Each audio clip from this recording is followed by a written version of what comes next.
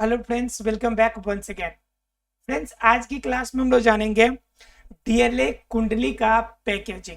अर्थात क्या डीएनए जो वास्तव में रहता है कुंडली के रूप में, उसका पैकेजिंग कैसे होता है, अर्थात कैसे बंद रहता है डीएनए कुंडली का पैकेजिंग।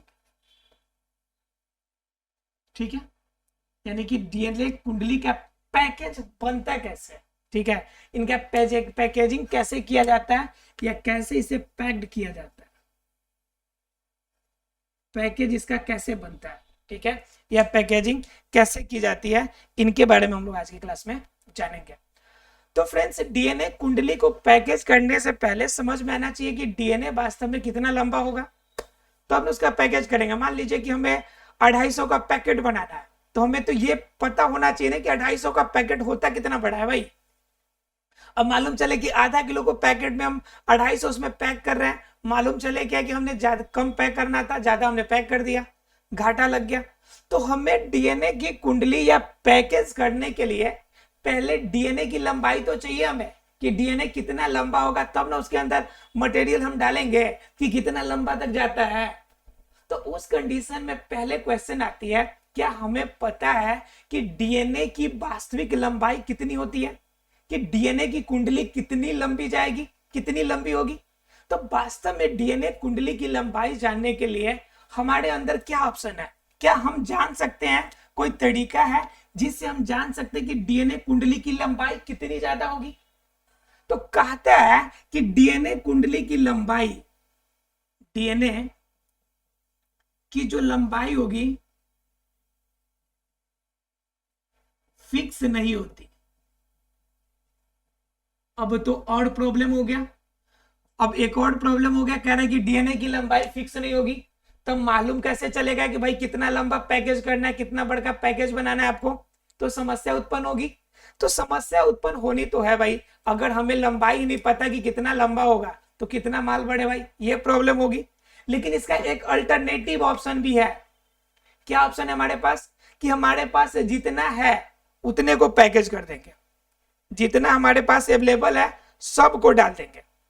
ठीक है, और डालने के बाद क्या हो जाएगा, ऑटोमेटिकली जितना तक भर जाएगा वही हमारी लंबाई हो जाएगा। तो क्या कहता है कि हमारे पास जितने न्यूक्लियोटाइड है, तो डीएनए में क्या बढ़ाएगा, आलू और चीनी तो बढ़ाएगा नहीं, उसमें उसमें क्या बढ़ाएगा, न्यूक्लियोटाइड। तो ये कहता है आपको कि आपका डीएनए के अंदर आपके पास जितना न्यूक्लियोटाइड है, अर्थात कि न्यूक्लियोटाइड की संख्या जितनी होगी, संख्या के आधार पर हम क्या करेंगे, आधार पर क्या निकाल सकते हैं, आधार पर डीएनए की लंबाई निर्भर करती है, डीएनए की लंबाई निर्भर करती है।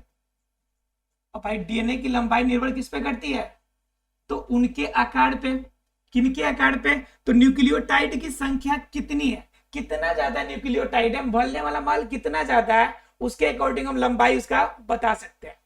ठीक है, तो हमें क्या चाहिए, फिर हमें न्यूक्लियोटाइड की संख्या प्राप्त करनी पड़ेगी और उनके आधार पर हम लंबाई निकालेंगे। तो बात आती है, क्या न्यूक्लियोटाइड की संख्या अगर हमें मालूम चल जाएगी तो क्या हम पता लगा सकते हैं, तो बिल्कुल पता लगा सकते हैं। हमने कल आपको वाटसन एंड क्रीक ने जो प्रयोग किया था, उनके आधार पे मैंने उनके न्यूक्लियोटाइड के बीच में जो ट्विस्ट होते हैं, उनके बीच में जो डिस्टेंस होते हैं, उनको मैंने आपको बताया था। कितना बताया था, तो 3.4 एंगस्ट्रॉम। कितना बताया था हमने आपको, 3.4 एंगस्ट्रॉम। अगर इसे हम लोग मीटर में कन्वर्ट करना चाहे तो एंगस्ट्रॉम के लिए हम लोग क्या करेंगे, 0.34 नैनोमीटर कर सकते हैं, 10 के पावर 9। ठीक है, ये 10 के पावर 9 हो जाते हैं, ये नैनोमीटर हो जाता है। 10 के पावर 9 का मतलब क्या, माइनस यूनिवर्स 9 का मतलब क्या हो गया, कि यह आपका नैनोमीटर में कन्वर्ट हो गया। या फिर हम सीधे शब्दों में कह सकते हैं 0.34 नैनोमीटर। नैनोमीटर, बात समझ में आ रही है। तो ये तो हमें पता है कि भाई कितना, एक दो न्यूक्लियोटाइड्स के बीच में कितना का स्पेस होगा, उनके बीच में कितना का ट्विस्ट आएगा, ये तो हमें पहले से पता है। अब हमें क्या मालूम चल जाए, सिर्फ मालूम चल जाए कि न्यूक्लियोटाइड कितना है, फिर तो हम लंबाई निकाल लेंगे कि हमारे बॉडी के अंदर जो डीएनए होगा कितना बड़ा का होगा, कई किलो हाथ को कई किलोमीटर तक फैलने वाला होगा, पता नहीं कर लेंगे जी। तो देखते हैं कि क्या पता है हम लोग के पास। तो हमें हमारे बॉडी के अंदर डीएनए में जो न्यूक्लियोटाइड होते हैं उनकी संख्या हमें पता है, मान लीजिए, ठीक है। और उनकी संख्या किसी ने बता दिया हमें कि हमारे बॉडी के अंदर, यानी कि बॉडी में, किसके बॉडी में, तो मानव के बॉडी में, मानव के बॉडी में न्यूक्लियोटाइड की संख्या टोटल कितना बता दिया गया, 3 × 3 × 10⁻9, 3 × 3 × 10⁻9। इनकी संख्या इतना है 3.3 × 10⁻9 हमारे पास नाइट्रोजनी बेस है, अर्थात कि न्यूक्लियोटाइड है। ये कितने हमारे पास, ये क्या है, नाइट्रोजनी बेस हमारे पास अवेलेबल है, ठीक है। अब तो मालूम चल गया संख्या। अब मालूम संख्या जब चल गया तब बात आती है कि हमें दो, मान लीजिए कि एक नाइट्रोजनी बेस और दूसरा, इन दोनों के बीच का डिस्टेंस हमें पता है, इन दोनों के बीच क्या हमें डिस्टेंस पता है, और हमें यह भी चल गया पता कि इतने नाइट्रोजनी बेस है। तब हम क्या कर सकते हैं, इनको हम पता लगा सकते हैं। तो बात यह आती है कि 3.3 × 10⁻9 नाइट्रोजनी बेस किसमें पाया जाएगा, ये पूरा डीएनए के अंदर है कि अगुणित डीएनए के अंदर है। मतलब क्या, डीएनए के अंदर तो दो खंड होते हैं, दो कुंडलित होती है, तो यह जो वैल्यू है यह अगुणित का है। किसका है, अगुणित डीएनए में न्यूक्लिक बेस की संख्या, अर्थात नाइट्रोजनी बेस लिख देते हैं सीधा, नाइट्रोजनी बेस की संख्या, बेस की संख्या हमारे पास कितना है, बेस की संख्या 3.3 × 10⁻9। क्लियर है आप लोग को, इतना किसका है, ये आपका अगुणित डीएनए का। अब अगुणित डीएनए मतलब सिंगल फेज, और हमारे बॉडी के अंदर तो द्विगुणित होता है, और दोनों को मिला के तब इसकी लंबाई बनेगी। तो अब द्विगुणित डीएनए का अगर करना चाहे, द्विगुणित डीएनए का अगर हमें लंबाई चाहिए, उसकी संख्या चाहिए कि कितने बेस की संख्या होगी, तो हम क्या करेंगे, 3.3 × 10⁻9 गुण्य क्या करेंगे, एक में इतना है तो दो में कितना हो जाएगा, 2 से गुणा कर देंगे। बोलिए, 2 से गुणा करेंगे तो कितना आ जाएगा, 6.6 × 10⁻9। इतना वैल्यू आ जाएगा कि नहीं आ जाएगा। द्विगुणित डीएनए में कुल बेसों की संख्या हमारे पास कितना आ गई, 6.6 × 10⁻9। अब ये वैल्यू आ गया, तो इसके बाद हमें क्या चाहिए अब, तो इसके बाद हमें निकालना है कि पूरी डीएनए की लंबाई। तो हमें ये मालूम चल गया इतने बेस है, और हमें ये भी मालूम चल गया कि दो बेसों के बीच का डिस्टेंस कितना है। तो अब क्या करना है कि अब हमें डिस्टेंस निकालना है। तो डिस्टेंस कैसे निकलेगा, दोनों को हमें क्या करना है, मल्टीप्लाई करना है। तो हम कहेंगे डीएनए की कुल लंबाई, डीएनए की कुल लंबाई कितनी होगी, तो हमारे पास कितना है कि हमारे पास इसमें आपकी 1 नैनोमीटर में, सॉरी, दो बेसों के बीच में इतना का आप नैनोमीटर का बात है, तो हम लिख देते हैं 0.3.4 × 10⁻9। लिख सकते कि नहीं लिख सकते हैं, ये नैनोमीटर के बदले में। अब क्या कह रहा है, इनकी संख्या कुल कितनी है, ठीक है, 6.6 × 10⁻9। बताइए, क्लियर है आप लोगों को। अब इस कंडीशन में हम क्या करेंगे, इनकी कुल लंबाई निकालेंगे। तो ध्यान दीजिएगा जरा सा, 10⁻−9 और 10⁻9 जब गुना करेंगे तो ये दोनों वैल्यू कट जाएगा, आपस में कटेगा, और कटने के बाद जो वैल्यू बचेगा 0.34 और 6.6, इन दोनों को अगर मल्टीप्लाई करेंगे तो लगभग में हमें क्या निकल के आएगा, 2.2 मीटर। बताइए बात समझ में आई कि नहीं है आप लोग को। तो हमारे अंदर डीएनए की, तो डीएनए की कुल लंबाई, डीएनए की कुल लंबाई निकल कर कितना आ गई हमारे पास, डीएनए की कुल लंबाई निकल के आ गई 2.2 मीटर। अर्थात कि हमारे बॉडी के अंदर जो डीएनए पाए जाएंगे वो लंबाई उसकी लगभग कितनी होगी, 2.2 मीटर। ठीक है, हमारे बॉडी के अंदर अगुणित अवस्था में न्यूक्लियोटाइड की संख्या कितनी है, 3.3 × 10⁻9। ठीक है, द्विगुणित अवस्था में डीएनए की कुल संख्या 6.6 × 10⁻9। एग्जाम में ऑब्जेक्टिव क्वेश्चंस आते हैं, इसलिए इसे नोट करके रखिएगा। उसके बाद दो न्यूक्लिक बेस के बीच में डिस्टेंस 0.34 नैनोमीटर, या फिर जनरली ऑप्शन में एंगस्ट्रम में ऑप्शन दिया रहेगा, तो एंगस्ट्रम में याद रखिएगा 3.4 एंगस्ट्रम होता है आपका दो न्यूक्लिक बेस के बीच का डिस्टेंस। क्लियर है आप लोग को? तो ये बातें अगर डीएनए कुंडली का अब लंबाई पता चल गया, बेस भी पता चल गया, तो अब हमें पैकेजिंग करनी है। तो पैकेजिंग करने के लिए मान लीजिए कि हमें एक मटेरियल मिला अभी तक, क्या मिला है? सिर्फ नाइट्रोजनी बेस। अब दिमाग में ये भी क्वेश्चन आ रहा होगा, क्या है एक डीएनए के अंदर सिर्फ नाइट्रोजनी बेस ही रहता है? तो आप कहेंगे नहीं भाई, हमने पढ़ा था डीएनए के अंदर नाइट्रोजनी बेस ही नहीं बल्कि इसके अलावा मिलेगा क्या, और भी आइटम्स रहते हैं।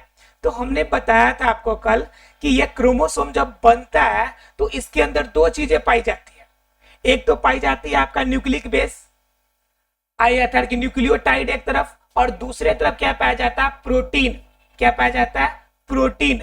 तो इसमें न्यूक्लिक बेस के अलावा प्रोटीन भी पाए जाएंगे। अब दिमाग में क्वेश्चन आता है, लो भाई हमें तो इसकी संख्या पता है, अब प्रोटीन की संख्या तो पता ही नहीं, फिर पैकेजिंग कैसे करेंगे? तो बात आती है अब जानने की प्रोटीन की, कि इसमें पैकेज करने में, बनाने में प्रोटीन कहाँ लगता है और प्रोटीन कौन होता है, क्या होता है। तो मैंने पिछले क्लास में आपको एक चीज बताया था कि जो आपका पॉलीन्यूक्लियोटाइड में जो प्रोटीन बनता है वो प्रोटीन वास्तव में कौन होता है? हिस्टोन का बना होता है। किसका बना होता है? हिस्टोन का। और वास्तव में एक डीएनए के अंदर जो हिस्टोनों की कुल संख्या होती है वो 8 होती है। कितनी होती है? कुल संख्या कितनी होगी? 8। तो 8 कौन कौन होंगे? तो ध्यान से समझिएगा, H1 पहला वाला, दूसरा H2A, ठीक है, तीसरा H2B, क्लियर है। उसके बाद क्या? H3 और H4। ये कितने हो गए? कुल हमारे पास 5 हो गए न्यूक्लिक बेस, ठीक है। अब क्या हो गया कि इसके आपका ये 5 कितने हो गए? 3 2 5 हो गया, ठीक है। तो इसके अंदर क्या होगा? इसके बाद इनके दो आपके अणु इसमें और जुटेंगे और बीन के पूरे अष्टक बनाएंगे। कितने बनाएंगे? अष्टक बनाएंगे। और इन अष्टक में क्या होगा कि ये कुल 5 प्रकार है। इनके अणु जो बनाएंगे, ये अणु में 5 प्रकार है, 5 ही तरह का। इसी 5 तरह के क्या मिलेंगे आपको? हिस्टोन मिलेंगे। ये 5 प्रकार के हिस्टोन है और इन 5 प्रकार के हिस्टोन मिलाकर कुल कितने आपके हिस्टोन बनेंगे? कुल 8 हिस्टोन बनेंगे। अर्थात कि प्रोटीन का जो लेयर बनेगा वो कुल कितने बनेंगे? 8 हिस्टोन बनेगा, जिससे हम लोग अष्टक हिस्टोन के नाम से भी जानते हैं। किस नाम से जानते हैं? अष्टक हिस्टोन के नाम से जानते हैं। क्या बना लिया ये? अष्टक हिस्टोन। अब अष्टक हिस्टोन अगर हमें पता हो गया कि हिस्टोनों की संख्या इसमें 8 मिल गई, तो ये आखिर रहेंगे कहां? ठीक है। तो क्या होता है कि जो हिस्टोन है, हिस्टोन जो होता है आपका प्रोटीन जो होगा, यह ऋणात्मक होता है। यह कैसा होता है? ऋणात्मक होता है। अब मान लीजिए कि ऋणात्मक के साथ कोई जुड़े रहने के लिए कोई एक पॉजिटिव पॉइंट भी तो चाहिए, क्योंकि निगेटिव निगेटिव एक दूसरे के पास जाएगा तो प्रतिकर्षित करेगा, मतलब डाइवर्स करेगा, एक साथ रुकेगा नहीं। लेकिन एक साथ अट्रैक्ट करने के लिए हमें क्या चाहिए? एक निगेटिव पॉइंट और दूसरा पॉजिटिव पॉइंट, तब दोनों के बीच में अट्रैक्शन बनेगा। तो उस कंडीशन में क्या होता है कि हिस्टोन ऋणात्मक होता है, तो यहाँ पे जो डीएनए का कुंडली वाला भाग है, जो डीएनए होता है वो धनात्मक रहता है। क्या रहता है? धनात्मक। अब तो बेचारे का काम ही बन गया, ये ऋणात्मक है और वो धनात्मक। अब तो कंपोजिंग हो गया कि इनके पैकेज बनने में, कंपोज होने में कोई समस्या नहीं है। एक ऋणात्मक वाला है और एक धनात्मक वाला। अब ये दोनों मिल जाते हैं। तो मिलते कैसे हैं? तो कहता है भाई, स्टोन कहता है कि मेरी संख्या बहुत कम है, अगर बाहर रहेंगे तो बिखर के दूसरे जगह चला जाएगा। डीएनए के ये कहता है नाइट्रोजनी बेस कि भाई हमारी जनसंख्या तो बहुत ज्यादा है, लेकिन हमको कंट्रोल करने के लिए यह 8 हिस्टोन ही है। 8 ही है जो हमको पूरा इतना संख्या को 3.3 गुने 10 के पावर 9 को कंट्रोल करके रखेगा। कितना? ये अष्टक वाला स्टोन, ऋणात्मक वाला।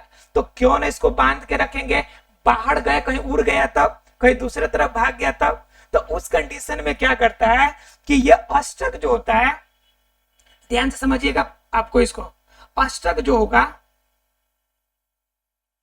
यह जो अष्टक होता है स्टोन, ये इसके चारों तरफ जो होता है डीएनए का न्यूक्लिक बेस इसको घेर लेता है, चारों तरफ से धनात्मक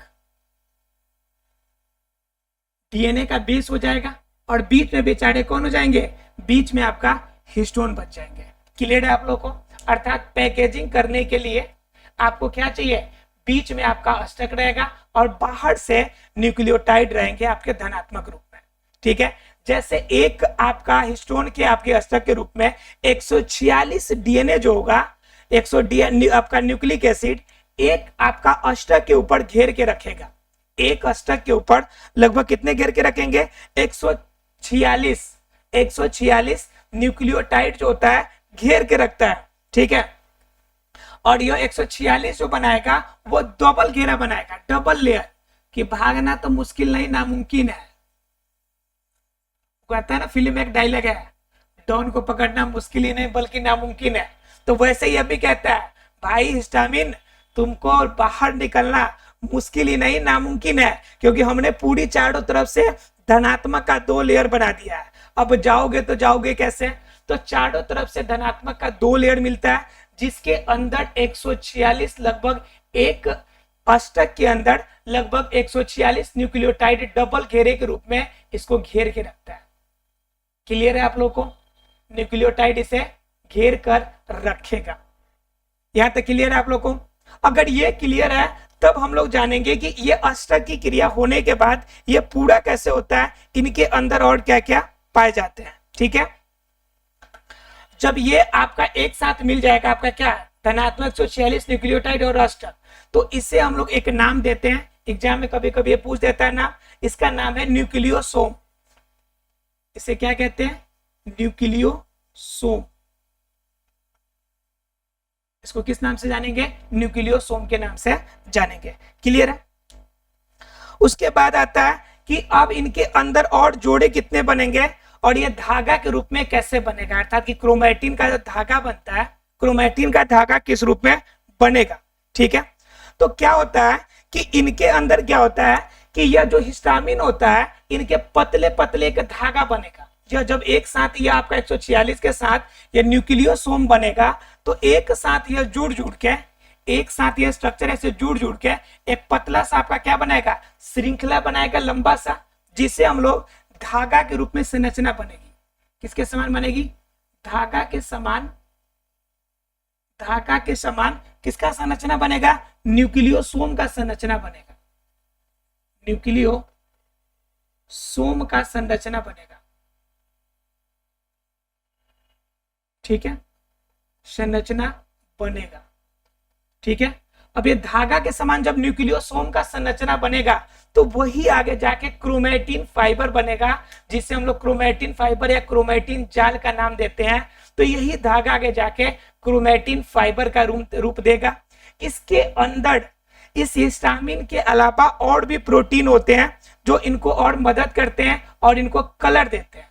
जैसे इनके अंदर आपका यूक्रोक्रोमैटिन होता है। ठीक है, इसके अलावा आपका क्या होता है, हेट्रोक्रोमैटिन होता है। 2 तरह के क्रोमैटिन भी होते हैं, जाल भी 2 तरह का, एक यूक्रो और एक क्या होता है आपका हेट्रोक्रोमैटिन। ठीक है, इसमें क्या होता है कि जब कंडीशन क्या होगा कि आपका जब यूक्रोक्रोमैटिन सक्रिय अवस्था में होगा, तो हेट्रोक्रोमैटिन क्या होगा, निष्क्रिय अवस्था में रहेगा। यानी कि जाल का 2 कंडीशन होगा। ठीक है, एक होगा आपका हेट्रोक्रोमैटिन और दूसरा क्या होगा, यूक्रोक्रोमैटिन। Chromatin, right. एक आपका सक्रिय रहेगा और दूसरा निष्क्रिय रहेगा। क्लियर है? अब बात कर लेते हैं कि इनके अंदर जनरली हमने बताया था आपको एक चीज है कि जब डीएनए और आरएनए के बारे में हम आपको बता रहे थे, तो हम आपको बताया था कि जो डीएनए होता है वास्तव में इसका एक ही प्रकार होता है, सिर्फ एक ही प्रकार पाए जाते हैं और एक ही प्रकार में सारा काम करता है। लेकिन कुछ ने इनके बारे में ज्यादा खोज किया और कहा कि इनके प्रकार कुछ संरचनाएं अलग अलग भी पाई जाती है। ठीक है, अलग संरचना में कौन कौन मिलते हैं? तो कुछ लोग कहा भाई डीएनए ए मिलेगा, डीएनए ए मिलेगा, डीएनए बी भी मिलता है, डीएनए सी भी मिलेगा, डीएनए जेड भी मिलेगा। तो इस तरह से कुछ इन्होंने प्रकार बताया कि डीएनए के कुछ टाइप्स भी होंगे, जिनमें डीएनए ए माफ कीजिएगा, जिनमें डीएनए बी और डीएनए जेड ज्यादा फेमस है। इनके ज्यादा स्ट्रक्चर हमें देखने को मिलते हैं। किसका किसका? एक डीएनए बी का और दूसरा किसका? डीएनए जेड का। तो बात आपको समझ में आनी चाहिए कि आखिर डीएनए बी और डीएनए जेड इन दोनों के स्ट्रक्चर में डिफरेंस क्या होता है और इनको क्यों हमने अलग अलग बांटे हैं और इनके स्ट्रक्चर में क्या क्या चेंजेस होते हैं, इनको थोड़ा समझ लेते हैं। यहां तक ये क्लियर है आप लोग को? ये फाइबर पैकेजिंग करने की घटना क्लियर है आप लोग को कि पैकेज कैसे बन रहा है? क्लियर है आप लोग को? अगर क्लियर है तो थोड़ा सा हम लोग जान लेते हैं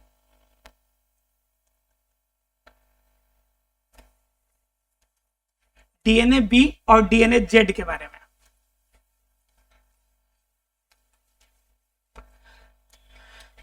देखिए जितना ज्यादा, देखिए कोई भी आपका बायोलॉजी के अंदर या साइंस के अंदर कोई भी चीज को हम परफेक्ट नहीं मान सकते, क्योंकि उसमें जैसे जैसे आपके खोज होंगे उनमें नए नए चेंजेस, नए नए बदलाव आते जाएंगे। इसलिए किसी भी चीज को परिपूर्ण नहीं माना जाता। इसमें कहा जा सकता है कि अभी तक इतना खोज हुआ है, अभी तक के खोज के अनुसार ये कहा जा सकता है, लेकिन ये पूर्ण रूप से विश्वस्त होकर नहीं कहा जाएगा कि स्ट्रक्चर इतना ही है। जैसे मान लीजिए पहले परमाणु का खोज हुआ तो परमाणु के बारे में कुछ लोगों को नहीं पता था, तो उन्होंने कहा कि भाई अविभाज्य है। फिर धीरे धीरे कुछ लोगों ने कहा कि बीच में धनात्मक भाग होता है। फिर जब थोड़ा सा आगे बढ़ा तो कहा नहीं भाई तोड़ के हम 3 हिस्सों में कर सकते हैं। फिर उसके बाद आगे बढ़ा तो कहा नहीं भाई 3 के अलावा 2 और आपका पॉजिट्रॉन को भी ला सकते हैं, न्यूट्रॉनों को भी ला सकते हैं। तो इस तरह से कह सकते हैं कि जो प्रकार है वो बढ़ता जाता है, क्योंकि जितना ज्यादा प्रयोग होगा, रिसर्च होगा, उतना ज्यादा उनके बारे में क्वालिटी जानने को मिलेगी, और जितना क्वालिटी हमें मिलेगा उसके अनुसार से हम क्या कर सकते हैं, उसका नामकरण कर सकते हैं। चलिए देख लेते हैं हम लोग डीएनए बी और डीएनए जेड के बारे में। डीएनए बी और दूसरा कंडीशन क्या है हमारा, डीएनए जेड। पहला कंडीशन क्या होता है कि पहले इनको आपका जो स्ट्रक्चर, जो कुंडलित होता है, कुंडली बनता है, ये कुंडली के स्ट्रक्चर में होता है। एक होता है कि ऐसे घुमाएगा, तो यानी कि दक्षिणावर्त, अर्थात समझिए वो क्लॉकवाइज या वो एंटी क्लॉकवाइज, जैसे समझिए यहाँ पे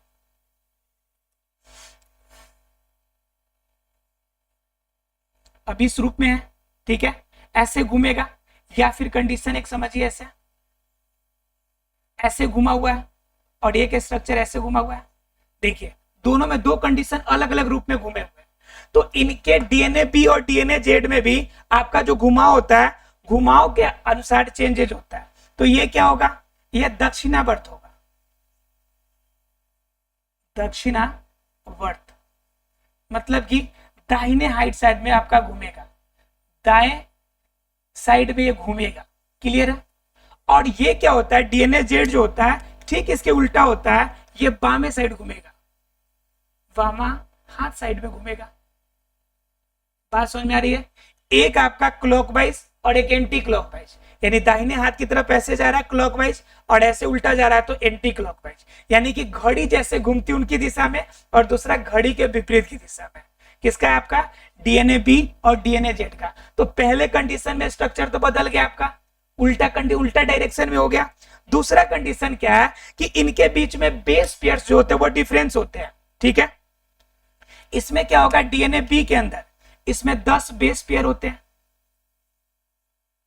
माने कि 10 आपका जोड़ा आपका बेस होगा, लेकिन इसमें जाइएगा तो 10 जोड़ा नहीं, इसमें 2 और बढ़ जाएगा, 12 बेस पेयर्स होंगे। जब इनके पास आपके बेस पेयर्स बढ़ेंगे, जब न्यूक्लिक बेस ही बढ़ जाएगा तो उनके कार्य तो ऑटोमेटिकली बदलने हैं, तो बेस पेयर हो जाएगा। उसके बाद क्या है, इनके घुमाव के बीच में मैंने अभी बताया था कि हमारे बॉडी के अंदर जो जनरली डीएनए पाया जाता है उनको हमने आपका 34 एंगस्ट्रम बताया था, और उनके बीच में 10 पेयर थे, तो 3.4 एंगस्ट्रम हमने निकाला था। लेकिन इनके अंदर क्या मिलेंगे आपको, वो दोनों में चेंजेस मिलेंगे, ठीक है। यहां पे आपका 34 एंगस्ट्रम मिलेगा, 34 एंगस्ट्रम जो हमने पढ़ा था, 34 एंगस्ट्रम का घुमाव मिलेगा जिनमें 10 पेयर है। लेकिन इनके अंदर जाइएगा तो यहाँ पे 45 एंगस्ट्रम का घुमाव मिलेगा। कितना एंगस्ट्रम का, 45 एंगस्ट्रम का। मतलब इनके बीच न्यूक्लिक बेस के बीच भी डिस्टेंस ज्यादा होगा।